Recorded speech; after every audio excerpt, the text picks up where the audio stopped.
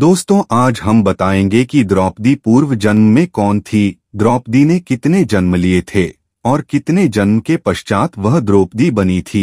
यह कथा आप लोगों को बहुत ही ज्यादा सीख देगी, इसलिए आप लोग इस कथा को पूरी तरीके से पूरी वीडियो में देखिए। फिलहाल आपसे एक बार रिक्वेस्ट करेंगे, अगर आप लोग मेरे चैनल पर पहली बार आए हैं तो सब्सक्राइब करना ना भूले। तो शुरू करते हैं यह कथा, और आप लोगों को एक बात और बता दे, इस कथा के माध्यम से हम बताएंगे द्रौपदी के एक नहीं, दो नहीं और फिर तुम 3 पूर्ण जन्म हुए थे। तो शुरू करते हैं यह कथा। यह गाथा सतयुग से प्रारंभ होकर द्वापर तक चलती है, इसी के कारण यह वीडियो भी बहुत लंबी हो सकती है, लेकिन आप लोग इस कथा को सुने बगैर ना जाएं, क्योंकि इस कथा के माध्यम से द्रौपदी के बारे में आपको बहुत सी जानकारी मिल जाएगी। तो शुरू करते हैं। यह कथा सतयुग से शुरू होती है, जब सतयुग में एक पुत्री का जन्म होता है। एक राज परिवार में जब उस पुत्री का जन्म होता है, वह पुत्री इतनी निपुण होती है कि वह चारों वेदों में निपुण थी। तीव्रता से सभी ऋषि मुनियों को आश्चर्यचकित कर देती थी। वह मंत्र तो ऐसा उच्चारण कर दी थी कि स्वयं ब्रह्मा देव गायत्री देवी ही आकर इस भूतल पर आ गई हो और वहां पर उच्चारण कर रही हूँ। इसी के कारण उसे कन्या का नाम सभी ने वेदवती रख दिया, क्योंकि मैं वेदों को इस तरह से पद्धति और सुनती थी, जिसके कारण उनका नाम वेदवती रख दिया गया।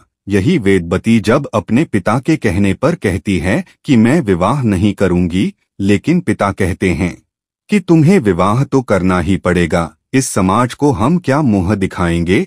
यह बात को सुनते हुए वह कहती है कि मैं विवाह करूंगी तो स्वयं नारायण से, अन्यथा मैं किसी से विवाह नहीं करूंगी। यह बात को सुनते हुए वह चली जाती है तपस्या करने के लिए स्वयं पर्वतों की कंदराओं में। यह बात को सुनते हुए उनके पिता बहुत ही ज्यादा आश्चर्यचकित हो जाते हैं और कहते हैं कि हमारी एक ही पुत्री है वेदवती, वह भी तपस्या करने के लिए चली गई है। तभी सभी पंडित महात्मा बताते हैं कि आपकी पुत्री कोई साधारण पुत्री नहीं है, वेदवती है, स्वयं वेदों को ही जानती है।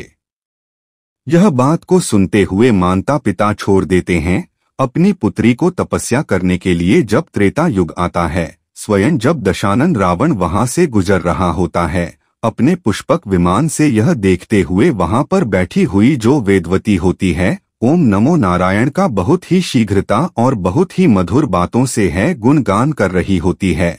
रावण उनको देखकर बहुत ही ज्यादा मगध मुक्त हो जाता है और वह कामवासना से मलिन हो जाता है। यह देखते हुए रावण वहां पर पहुंचा है और कहता है कि आप सुंदरी कौन है। यह बात को सुनते हुए वहां पर वेदवती सोचती हैं कि हमारे यहाँ पर अतिथि आए हैं और अतिथि का स्वागत करना ही चाहिए। जब रावण का बहुत ही सत्कार करती है वेदवती, इसके पश्चात जब तपस्या में फिर से लीन हो जाती है, तब रावण वहां पर काम बाबा बसना से मलिन होते हुए वहां पर पहुंचता है और कहता है कि वेदवती, मैं तुमसे विवाह करना चाहता हूँ। यह बात को सुनते हुए वेदवती बहुत ही ज्यादा नाराज हो जाती है और कहती कि दुष्ट रावण, तुमने मुझे छूने का साहस कैसे किया। मैं स्वयं नारायण को ही वर्णन करूंगी, नारायण के अलावा मैं किसी को वर्णन नहीं कर सकती हूँ। यह बात को सुनते हुए रावण कहता है कि तुम क्यों नारायण के चक्कर में पड़ी हो, मुझसे विवाह करो और लंका में जाकर लंका के सुख भोगो। यह बात को सुनते हुए वेदवती बहुत ही ज्यादा नाराज हो जाती है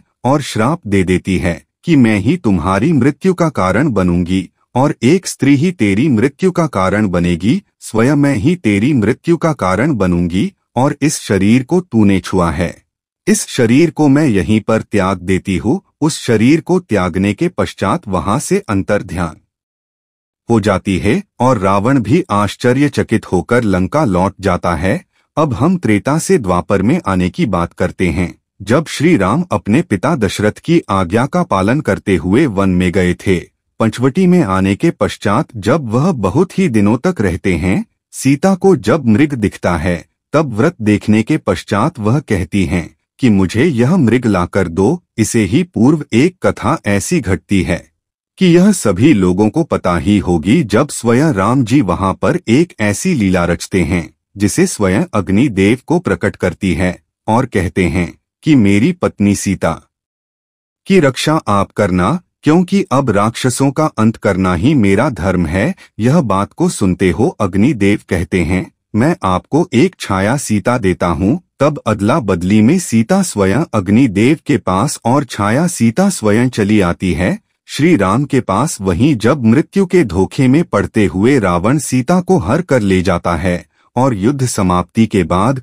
जब स्वयं अग्नि परीक्षा के स्वरूप में सीता को बुलाया जाता है, तब अग्नि परीक्षा में स्वयं सीता प्रकट हो जाती है और प्रकट होने के पश्चात मां सीता वहां पर आ जाती है। इस बीच में जब छाया सीता अग्निदेव में समाहित होने वाली होती है, तब कहते हैं कि प्रभु मेरा तो कोई लाभ नहीं, मुझे तो आपके रहते कभी सुख नहीं मिल पाया। यह बात को सुनते हुए राम कहते हैं कि तुम्हें द्वापर में मेरा संपूर्ण सहयोग मिलेगा और तुम ही धर्म की स्थापना के लिए कार्य करोगी। जो तुम महादेव की तपस्या करो, महादेव तपस्या से प्रसन्न होकर तुम्हें जो वरदान दें वह सबसे पहले फलीभूत होगा। यह छाया सीता स्वयं महादेव की तपस्या करने के लिए जब चली जाती है पर्वतों की कंदराओं में, तब महादेव जब प्रकट होते हैं तब उनसे पति पत्नी का 5 बार उच्चारण करती है। तब महादेव स्वयं कहते हैं कि तुम्हारे द्वापर में 5 पति होंगे।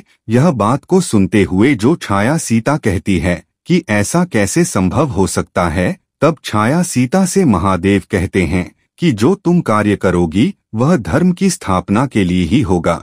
द्वापर आता है और स्वयं अग्नि से पंचलिका का जन्म होता है, जो अग्नि से ही होता है। स्वयं अग्निदेव ही द्रौपदी को प्रकट करते हैं, जिसके साथ जब पूरा महाभारत का युद्ध हो जाता है और उस महाभारत के युद्ध में कृष्ण का द्रौपदी के साथ बहुत ही दिनों तक गहरा संबंध बना रहता है, क्योंकि वह एक बहन भाई का रिश्ता होता है और वह सखी भी द्रौपदी को मानते थे।